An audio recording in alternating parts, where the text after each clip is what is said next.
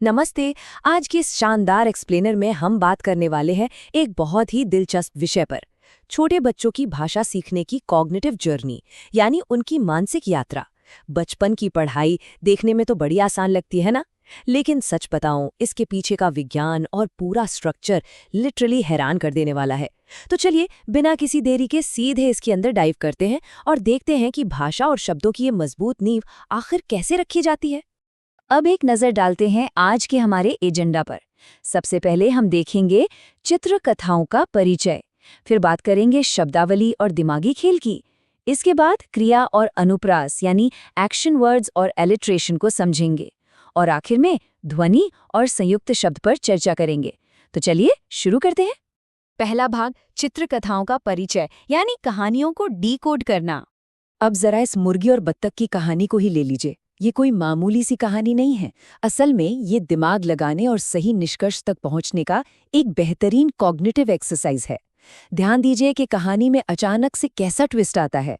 बत्तखें तो मजे से पानी में तैर सकती हैं, लेकिन मुर्गी के बच्चे, जिन्हें हम चिक्स कहते हैं, वो ऐसा नहीं कर सकते। बिना किसी लंबे चौड़े निर्देश के, सिर्फ एक चित्र के जरिए यहाँ एक बहुत ही मजेदार समस्या सामने रखी गई है। और ठीक यहीं पर एक बड़ा ही दिलचस्प सवाल खड़ा होता है। मुर्गी और उसके बच्चों ने भला वो नदी पार कैसे की? ये सवाल सीधे तौर पर क्रिटिकल थिंकिंग को जगाता है। ये प्रेरित करता है कि सिर्फ चित्रों को देखकर कहानी की इस पहेली को खुद सुलझाया जाए। मतलब सीखने का ये तरीका एकदम पैसिव से पूरी तरह से एक्टिव बन जाता है। उस कहानी के ठीक बाद शब्दावली को एक बहुत ही बढ़िया स्ट्रक्चर दिया गया है। बड़े जानवरों को सीधे उनके बच्चों के नामों के साथ जोड़ दिया गया है, जैसे डक के साथ डकलिंग, हेन के साथ चिक और काऊ के साथ काफ। कहानी से मिली समझ को सीधे पक्के तथ्यों से जोड़ने का ये क्या शानदार तरीका है ना? आगे बढ़ते हैं भाग 2 की तरफ, शब्दावली और दिमागी खेल। यहाँ से कॉग्निटिव चुनौतियाँ थोड़ी और दिलचस्प होने वाली हैं। तो सबसे पहले यहाँ शब्दों की बनावट और स्पेलिंग स्किल्स का टेस्ट होता है। उल्टे पुल्टे अक्षरों को सीधा करके सही रंग का नाम बनाना, ये सच में एक जबरदस्त दिमागी कसरत है। उदाहरण के लिए LEBU को दिमाग में सुलझाकर ब्लू बनाना, या LYWO से येलो और MREG से ग्रीन तैयार करना। ये सिर्फ स्पेलिंग का खेल नहीं है, बल्कि स्पेस और पैटर्न को समझने का एक बहुत बड़ा टेस्ट है। चलिए अब इसके अगले हिस्से में गोता लगाते हैं, क्योंकि ये वाला हिस्सा सच में कमाल का है। यहाँ एक बहुत ही क्लासिक साइकोलॉजिकल टेस्ट का इस्तेमाल किया गया है, जो सीखने वालों के दिमाग को पूरी तरह से स्ट्रेच कर देता है। यहाँ चुनौती ये है कि शब्दों के अर्थ और उनके रंग आपस में बिल्कुल मेल नहीं खाते।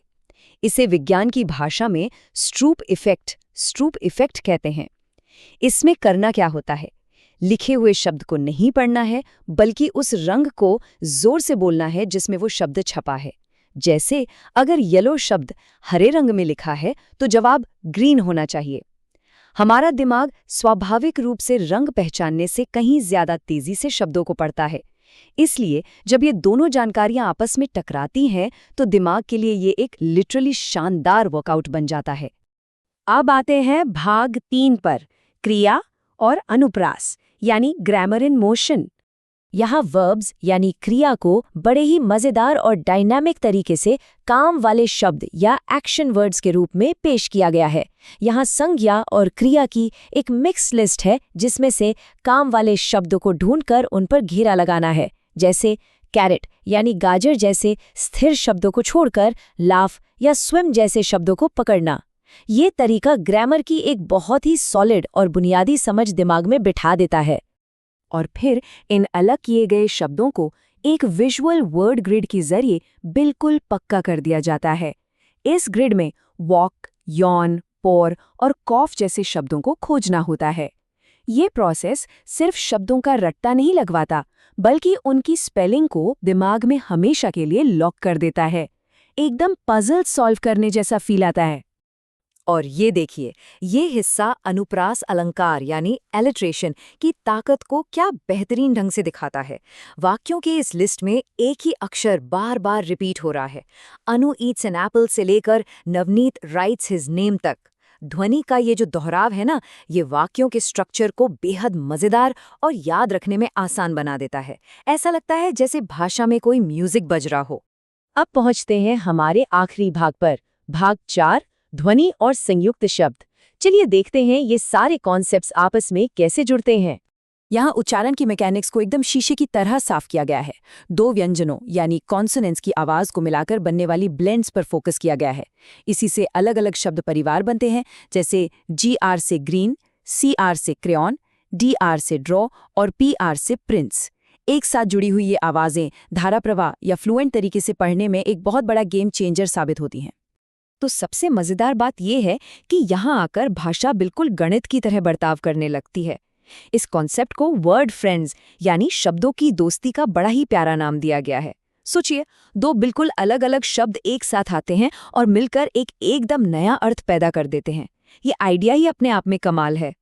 ये स्ट्रक्चरल इक्वेशन एकदम साफ साफ दिखाती है कि कैसे रेन और बो मिलकर रेनबो बन जाते हैं, या ब्लू और बेरी के जुड़ने से ब्लू बेरी बन जाता है, और न्यूज़ और पेपर मिलकर न्यूज़पेपर बनाते हैं। ये इस बात का परफेक्ट उदाहरण है कि पढ़ना असल में है क्या। ये छोटे छोटे जाने पहचाने ब्लॉक्स को जोड़कर बड़े और जटिल विचारों को बनाने की एक प्रक्रिया ही तो है। इस एक्सप्लेनर को खत्म करते हुए एक बहुत ही प्रोवोकेटिव सवाल पर गौर करना चाहिए। हम बड़े लोग अक्सर उन कॉम्प्लेक्स कॉग्निटिव जिम्नास्टिक्स को कितनी आसानी से इग्नोर कर देते हैं जो बेसिक रीडिंग और वोकैबुलरी सीखने के लिए ज़रूरी होते हैं। बचपन की ये जो साधारण सी लगने वाली सीखने की प्रक्रिया है ना, इसके पीछे छिपी इतनी ज़बरदस्त मानसिक ऊर्जा और विज्ञान को समझना वाकई बहुत इंस्पायरिंग है। उम्मीद है इस सफ़र ने भाषा की इस अद्भुत दुनिया को देखने का एक नया नज़रिया दिया होगा। इस एक्सप्लेनर से जुड़ने के लिए बहुत बहुत धन्यवाद।